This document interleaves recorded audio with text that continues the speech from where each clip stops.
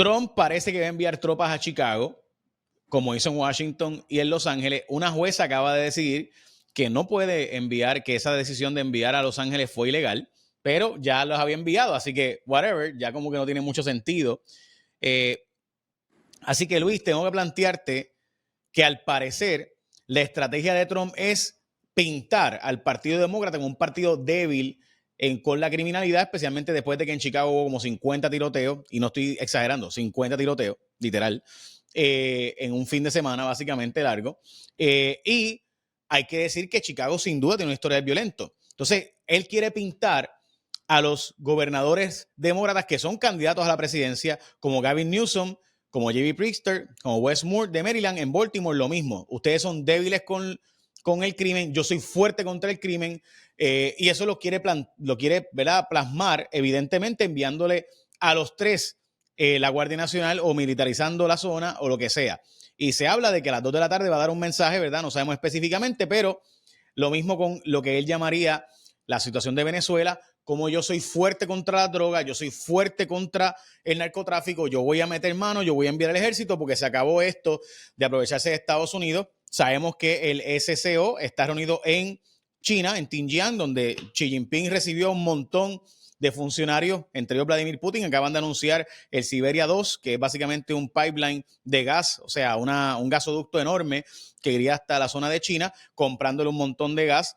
¿Verdad? Los términos no están discutidos, así que ¿verdad?, nadie sabe exactamente si realmente esto se va a dar o no. Pero lo cierto es que una organización que era una organización débil, sin ningún presupuesto, que era de hablar y para afuera, ahora está planteando rivalizar con la OTAN. Obviamente eso planteará con algunos países como Turquía qué va a pasar en eso.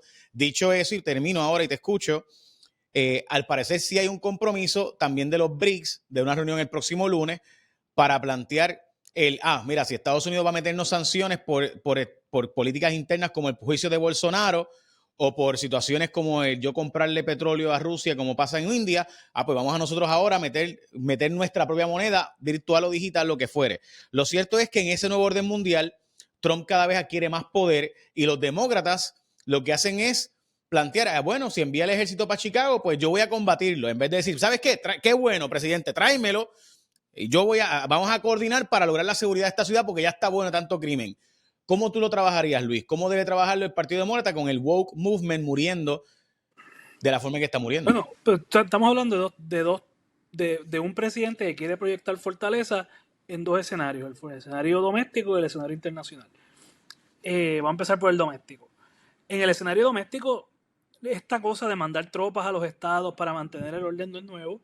De hecho, ustedes los que me han escuchado antes, pues saben que yo soy muy fan de Lyndon Johnson. Lyndon Johnson mandó tropas a Detroit en unos motines y el gobernador de Michigan era uno de sus principales oponentes para la presidencia, que era George Romney, el papá de Mitt Romney. Pero Johnson anuncia que hay un caos, pero no interviene hasta que el gobernador se ve obligado a llamar las tropas, porque lo que él quería era que no pudieran decir que él había lanzado tropas. De igual forma ocurre cuando se trató de integrar escuelas en el sur de Estados Unidos en los años 50 por el presidente Eisenhower. Entiendo que en Brownsville en los años 10 Theodore Roosevelt hizo algo similar. O sea, no es nuevo que los presidentes manden tropas a los lugares. Lo que sí es nuevo es que se haga de una manera que no es necesariamente coordinada con las autoridades estatales y municipales. Pero como tú dices, el problema del Partido Demócrata es una combinación interesante de su estructura interna y de la forma en que manejan los temas. El Partido Demócrata siempre ha sido el partido de la gente que, no siempre, desde la Guerra Civil, hace 160 años, el Partido Demócrata es el partido de la gente que no se siente parte necesariamente del grupo mayoritario del país y sobre todo de la gente que simpatiza con ellos y a la vez quiere organizarlo y llevarlo electoralmente a votar. Y así era así cuando, por ejemplo, el sur de Estados Unidos era un lugar que no era considerado parte plenamente por la guerra civil, pues los sureños eran demócratas, aunque simpatizaban ideológicamente con los republicanos en muchos temas puntuales, pero se sentían demócratas. Ha pasado con los afroamericanos, con los asiáticos, antes con los inmigrantes católicos de Europa del Este y Europa del Sur, y los irlandeses. que no se sentían parte del movimiento WASP. Por eso que Kennedy, que era de hecho bastante conservador en muchos temas, es demócrata, al igual que su padre, porque no se sentían parte del establishment. ¿Qué pasa? Cuando el sur se convierte luego de los años 70 en lo que ¿verdad? Y sería interesante hablar quizás un día de eso más en detalle, pero mucha de la cultura mayoritaria americana se hace sureña en los años 70, los 80 y los 90, y el sur realmente se convierte en el centro de lo que es el patriotismo americano, que quizás no lo fue en un momento dado, antes de eso, y entonces mucha gente del norte se une a las minorías del sur. Pero ¿qué pasa? Que el Partido Demócrata tiene esta, no quiero decir tradición, pero tiene esta costumbre de tratar de interactuar institucionalmente con los grupos minoritarios que lo unen como si fueran bloques. Y entonces ven al Partido Demócrata como si fuera lo que le llamaban el arca de Noé. Tienes dos de cada uno. Entonces tienes dos negros, dos hispanos, dos mujeres, dos asiáticos, dos de esto. Y entonces tú empiezas a pensar que puedes interactuar con los electores a través de grupos de interés. O sea, por eso tú ves que de repente, pues, ¿qué piensan los hispanos? Pues voy a poner a Lin-Manuel Miranda para hablar con los puertorriqueños, ¿verdad? Aquella época, cuando lo de Hamilton. Y entonces, pues vamos a hablar. De hecho, hay grupos, y quizás fuera del aire hablamos un poquito más de eso. Hay grupos de interés que representan minorías que realmente lo que hacen es, no quiero decir chantajear, pero si tú quieres que la izquierda apoye ciertas iniciativas tuyas, pues entonces tú le contratas y le das un grant a este grupo que es de los hispanos o de los afroamericanos o de los asiáticos para actividades comunitarias. Y entonces esos grupos de repente aparecen apoyando fusiones corporativas o iniciativas de desarrollo o proyectos. De hecho, Al Sharpton cogió su agüito una vez con eso en una ocasión. O sea que ese sentimiento de ¿qué piensan los hispanos? Pues déjame llamar a los activistas, crea la ilusión en el demócrata de que, pues, yo bregué con los negros porque hablé con 10 negros, que son los líderes, y etcétera. Que es un pensamiento de maquinaria. Igual pasa en los partidos de aquí. ¿Qué piensa la gente demócrata? Deja llamar al alcalde. Pues el alcalde puede tener una idea, pero tener al alcalde contento no significa que tienes al pueblo contento. Que fue lo que le pasó a Pierluisi en la primaria. Pero Trump le dio la vuelta. Y Trump dice, claro, yo sé que tú tienes otras preocupaciones. Yo me voy a olvidar de tus líderes. Yo voy a hablarte a ti. Y como la gente en los sitios pobres es los más vulnerables al crimen, y eso siempre ha sido así, pues entonces él le dice, mira, tus líderes, tus alcaldes que tú escogí, que escogieron la mayoría, esa gente te abandonó. Y Trump les dice, yo te voy a resolver tu problema de inseguridad yo personalmente. Y eso es muy poderoso. Bueno, Jay, tú sabes que eso fue lo que pasó en los caseríos con José Yo. Mi punto, exactamente ese es mi punto. Mi punto es que tú en vez de plantearle, llevarle la contraria, al revés, yo aprovecharía, aseguro, aquí estamos, ¿cómo coordinamos para hacer esto lo más efectivo posible, señor presidente? Y me parece a mí que sería mucho más eficiente y simultáneamente, de hecho, los otros días escuché a Carlos Díaz Olivo decir algo muy parecido, o sea, en el caso de, por ejemplo, y yo difiero de Pablo José y de la gobernadora en este tema de las bases militares en Puerto Rico. O sea, ¿nosotros tenemos alguna duda de que nuestra función es como bastión militar para Estados Unidos o que así siempre fue la razón por la cual se entró a Puerto Rico? Por un asunto estricto de asunto militar comercial. O sea, ¿hay alguna otra duda por qué Estados Unidos estaría aquí y cogió Islas Vírgenes si no fuera porque tiene un interés comercial militar en Puerto Rico? O sea, esa es la verdad. O sea, eso plantear lo contrario sería iluso. Entonces, yo escucho este discurso y mi posición sería, en vez de decirle no hay ningún minuto de break para las bases militares, bueno, vamos al revés. El presidente lo haremos en coordinación cuando el presidente cuenta con nuestro apoyo, cuenta con nuestra ayuda. Y yo sé que para eso, para mucha gente, es como sonar arrodillado. Y yo sé, yo ya me imagino toda la gente que va a comentar en los comentarios de mi canal de YouTube diciendo, esto es un arrodillado, te arrodillaste. Bueno, gente, mala mía, por decirlo así, ¿verdad? Pero la verdad es que cuál es nuestro atractivo o cuál es nuestro rol en el mundo en este momento. O sea, ¿cuál es nuestra aportación? ¿Verdad? Y yo escucho a mucha gente cuando uno dice estas cosas, o sea, el realpolitik, porque yo sé que ¿verdad? Ideológicamente hablando, vivimos en una colonia, seguro. La pregunta es, ¿la independencia es viable? ¿La estadidad es viable? Pues no, pues la realidad es que no puedo, sé que hoy día plantear que la independencia es viable, o incluso la libre asociación. O sea, cuando tú escuchas hablar de la independencia, tú escuchas hablar de 25 años de transición, donde nos den unos fondos anuales por 25 años, o incluso un bloque de fondos de 25 años. ¿De verdad después de Donald Trump alguien piensa que eso es posible sabiendo que con USAID, un mandato del Congreso, el presidente cogió los chavos y dijo, son míos y no son tuyos ahora, aunque...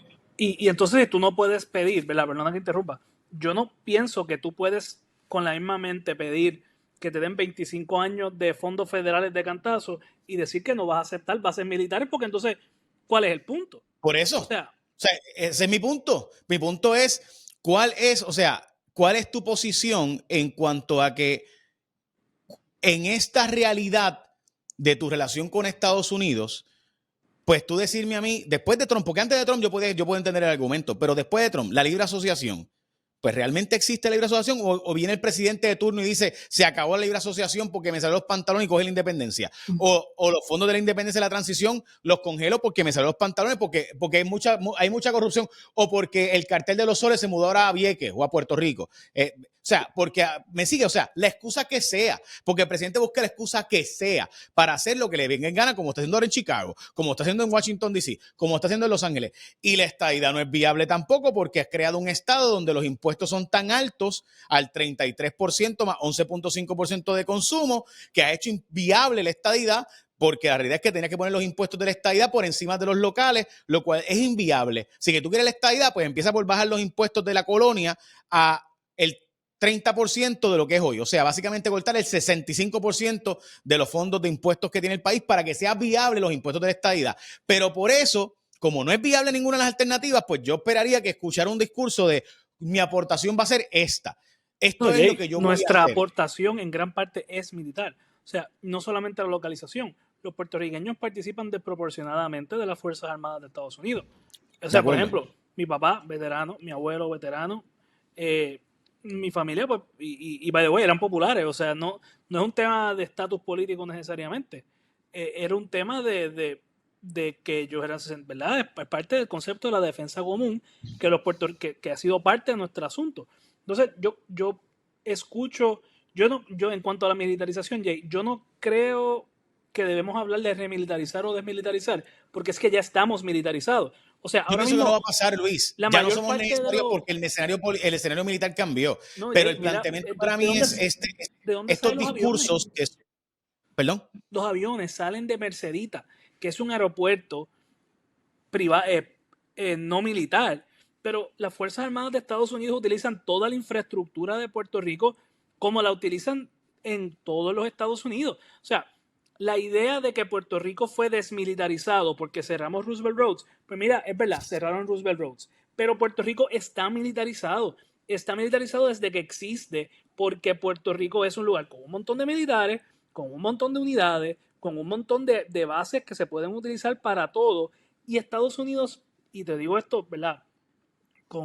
¿verdad? Yo he estudiado este asunto.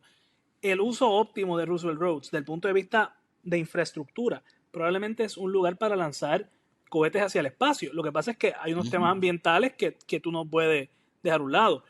Militarmente, y porque estamos más cerca del Ecuador, el lugar donde debería estar Cabo Cañaveral es en Puerto Rico, no en Cabo Cañaveral, en Florida. Pero hay unos temas de seguridad de las líneas de suministro que pues, un poco empujan a que se haga en el Estados Unidos. Pero yo creo, Jay, que la idea de que en el mundo donde hay drones, inteligencia artificial, armamentos hipersónicos, portaaviones, la idea de que Puerto Rico de que las bases militares se ven como se veían antes, no es real. Ahora bien, lo que no podemos hacer es decir, pues entonces esconderse detrás de este tema de la militarización o la desmilitarización, que es una ficción que está empujando un grupo de gente, para esconder la agenda real, que es gente que es independentista, que le dice a la gente, a los puertorriqueños, que nos vamos a quedar con fondos federales permanentemente y que no vamos a perder la ciudadanía, pero entonces no vamos a hacer nuestro deber como ciudadanos de por lo menos dejar que utilicen el territorio para defendernos. Que de hecho, Luis, hay que decirlo, y yo sé que esto suena horrible porque suena bien arrodillado, yo sé lo que van a decir y yo sé los comentarios. Y chévere, yo parte de hablar de política, uno tiene que aceptar que la vida no es como uno quiere o sueña que sea, porque tú escuchas estos, ¿verdad? Estos discursos desiderativos donde suenan tan bonitos y suena tan precioso y suena tan bello que uno dice, ay, me encantaría que fulano fuera el gobernador, porque todos esos deseos que esa persona habla bien bonito, a lo Muñoz Marín como poeta, puede decir y desdecir, pero la realidad es que ¿verdad? Si uno es analista político, uno debería decirle al país la verdad, no lo que suena precioso, no lo que suena bonito, porque de sueños bonitos hemos estado repletos y mire cómo está el país. Y planteado ese asunto, lo cierto es que mientras, dígame, ¿qué país latinoamericano ha prosperado económicamente? Porque hasta donde yo sé, en América, los dos países prósperos son Canadá y Estados Unidos. Esa es la verdad. Los demás países, pues hay unos mejores, otros peores, otros con ciertos recursos. En un momento Argentina fue un país globalmente respetado, pero ya no lo es, o no lo fue hasta, o no lo es ahora mismo. Punto. No es una potencia global hoy. Quizás lo sea dentro de 20 años, 30 años, no lo sabemos. Mi planteamiento con esto es, siempre vamos a tener un elemento colonial. Siempre va a haber eso. Y en lo que nosotros discutimos esos temas, no resolvemos los temas realmente que podemos controlar y resolver. Y de nuevo, cuando planteo este asunto de volver al Partido Demócrata y volver a ver a Realpolitik de por lo que te llamé o por lo que quería hablar contigo, es porque mi impresión es que mientras le hacemos el juego de oposición a Donald Trump, lo que hacemos es ayudarlo. O sea, y me refiero, ¿verdad?, a los grupos woke. Lo que se hace cuando tú te opones, y no al revés, call the bluff. O sea, Donald Trump quiere eliminar FEMA, dame los fondos, yo me encargo, no te preocupes que yo te rindo los informes que hay que hacer. Elimina FEMA, empieza conmigo. Y yo voy a ser el primero que voy a demostrar que cada centavo va a ir correctamente utilizado. Obviamente eso hay que demostrarlo, ¿verdad? Pero tú escuchas todos estos discursos, y lo que hay es una ayuda política en vez de aprovechar la oportunidad para utilizar esta crisis para resolver tu problema. Pero Jay, también no podemos olvidar que en el Partido Demócrata antes, es verdad que había una coalición, pero una coalición de este es ambientalista, este a favor de la minoría, este a favor de la justicia ¿verdad?, social, este con los crímenes, el crimen, la rehabilitación, había diferentes grupos. Pero ahora mismo todos los grupos se están uniendo. Por ejemplo, la ACLU, que tradicionalmente era lo que defendían los derechos civiles hasta de los nazis, se ha convertido en una institución de defensa de los inmigrantes. Pues está bien, pues yo estoy a favor de defender a los inmigrantes, pero se ha polarizado tanto que entonces todos los grupos defienden las mismas cosas. Es como en la marcha de la independencia ayer, que fue antier. Pues entonces ahí tú tienes a la colectiva feminista que dice que el feminismo solamente puede ser independentista. Pues, y en Puerto Rico pues pasa algo similar, ¿no? Que hay grupos que quieren que todas las causas estén en el mismo bloque, y entonces pues si tú no eres independentista, pues no puedes ser feminista, y si no eres independentista, pues no puedes ser ambientalista, y si no eres independentista, no puedes defender a los obreros ni las uniones, etcétera. Pues lo mismo pasa en el Partido Demócrata. O sea, si tú quieres obligar a todo el mundo a estar de acuerdo, pues te vas a quedar solo, porque nadie está de acuerdo en todo, sobre todo en los lugares donde hay minorías en las ciudades, chicos. Mira, Bloomberg, yo recuerdo que lo criticaban mucho por la política esta del cateo, que en inglés le llama stop and frisk. Y stop and frisk es básicamente que yo sin orden te puedo registrar porque te veo sospechoso. Y no es un registro completo, sino que yo registro que no tengas armas. Eso es algo que en Puerto Rico se sobreentendía por décadas que era ilegal, un registro ilegal, pero hay una jurisprudencia más reciente que parece indicar que se pudiera hacer.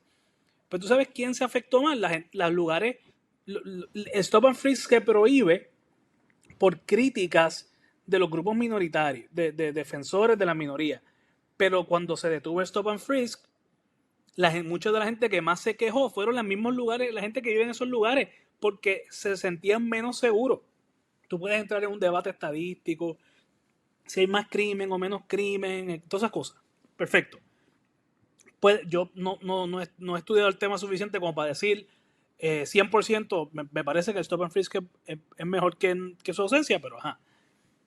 Jay, los que se quejaban eran los mismos que querían defender, porque las gentes en las comunidades minoritarias se sienten vulnerables, porque hay más crimen en esos lugares, porque son lugares más pobres, porque la policía no le da la seguridad que se merecen, por diferentes razones. Sí, los portavoces que vivían en gated communities, en comunidades con seguridad, estaban quejándose, mientras que las personas que viven en las comunidades sin seguridad eran las que decían qué bueno que están haciendo al menos algo. Pasó y yo, lo de con nuevo, José yo, ¿te acuerdas? En los 90, cuando éramos chavales. que Joselló mandaba a la Guardia Nacional a los caseríos y venían los líderes de los caseríos. ¡Ay, nos están ocupando! ¡Ay, a quejarse! ¿Dónde salió mejor Rosselló? En los caseríos, porque las mismas personas se sentían más seguras con la Guardia Nacional allí. Tú puedes debatir en un debate estadístico de si es mejor o no, que si tuvo un efecto o filosófico. O no. La gente se siente más segura. La militarización sin duda es algo que tú puedes debatir filosóficamente, pero políticamente hablando, para tú poder empujar una agenda, tienes que tener el poder, y el poder adquiere poder. Power begets power, ¿verdad? Pues resulta ser, el poder atrae el poder. Pues resulta ser que tú oponerte a algo tan básico como, bueno, ahí sí, hubo 50 tiroteos en la ciudad, vamos entonces a hacerlo de forma organizada, presidente, pues oponerte, pues lo que va a lograr es simplemente lograr mejores headlines para el presidente, mejores titulares, y simplemente pues la gente dice, políticamente le conviene. Yo no entiendo qué no se entiende de eso, cómo tú políticamente tienes que contrarrestar el planteamiento sin a la misma vez lucir débil contra el crimen o débil en la política internacional. Por ejemplo, hay un argumento súper sólido ahora mismo en cuanto al tema de lo que está pasando con China. Tú estás, el tema de las tarifas, lo que está haciendo es empujar al mundo a negociar con China porque tú me estás sacando a mí de la posibilidad de negociar contigo, de dialogar contigo, porque si el capricho del presidente es que quiere Groenlandia, pues, y mete allí un espía y manda un operativo con la CIA o con la operación que tenga para allí lograr cambiar la opinión pública y pedir la independencia de Dinamarca para entonces llegar a un acuerdo con Estados Unidos, que es lo que acaba de ocurrir, y Dinamarca acaba de sacar su embajador, básicamente. Pues si tú haces eso con un aliado de la OTAN, pues yo no puedo, pues ya tú no eres pues tengo que negociar con China.